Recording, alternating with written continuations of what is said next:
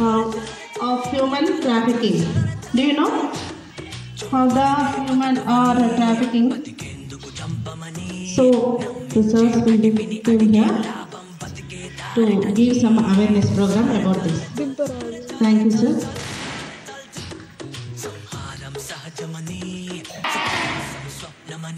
Okay, so my name is Shyam Sundar, Inspector of Police, AHTU, అంటే anti human trafficking Warangal.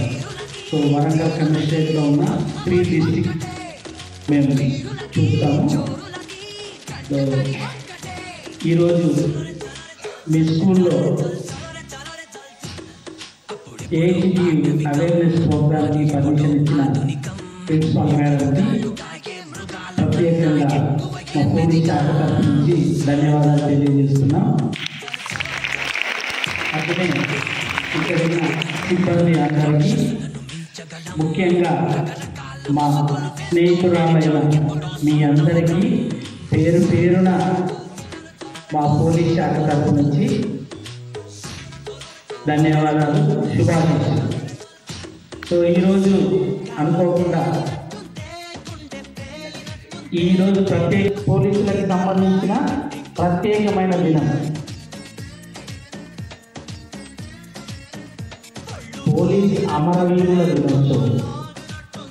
So ఎవరైతే police duty చేస్తూ కొంతమంది సంఘమిత్రుల చేతిలో హతమైందో, మరణించిందో వాళ్ళని గుర్తు చేసుకోవడం కోసం ప్రతి సంవత్సరం అక్టోబర్ 21 పోలీస్ అమరవీరుల దినోత్సవం జరుగుతుంది.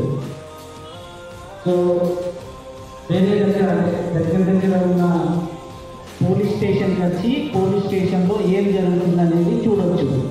దాన్నే ఓపెన్ హౌస్.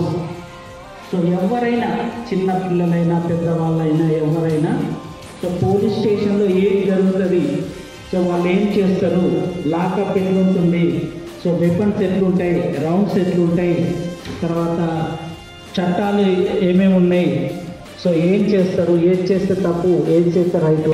సో దగ్గరున్న అసంపత్తి పిఎస్కి సో మేము ఇన్ఫార్మ్ చేస్తాం. మీరు ఒకరోజు విజిట్ కూడా చేయొచ్చు. ఓకేనా? ఓకే. సో ఎందుకంటే కొండెక్కి రావే అని పాట పాడి అన్నం తినిపించేటోళ్ళు నాకు బాగా గుర్తుంది. సో కానీ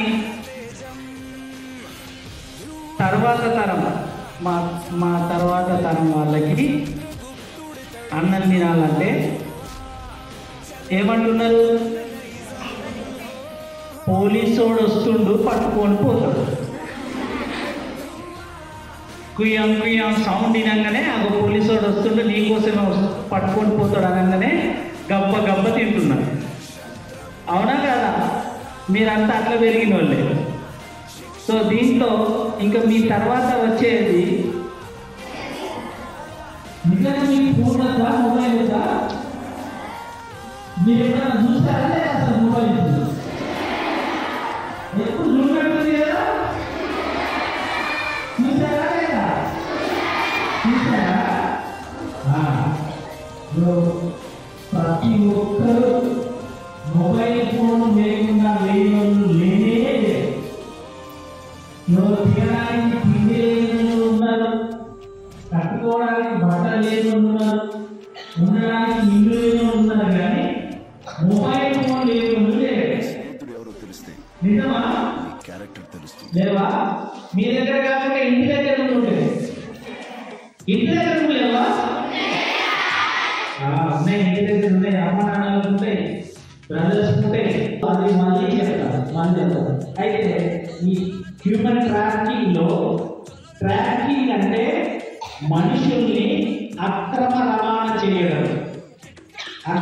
అంటే ఎన్ని విధాలుగా హ్యూమన్ ట్రాఫిక్ అనేది ఎన్ని విధాలుగా జరుగుతుంది, ఎట్లా జరుగుతుంది అని, అందుకోసం అని ఇది చాలా పిల్లలకి బాగానే అర్థమై ఉంటుంది అనుకుంటున్నా సార్. చిన్నపిల్లలే కాదు, 5th, 6th, 10th వరకు కూడా మాకేమవుతుంది అని కూడా మీరు అనుకోవద్దు. ఇప్పటికైనా సార్ చెప్పినట్టుగా ఇన్స్టాగ్రామ్లో ఏమి ఉన్నా, అకౌంట్స్ ఉన్నా మీ మంచి కోసమే చెప్తున్నాము. మీరు స్వప్నమని తెలివికి తెలిసే నా తానే తన శత్రువని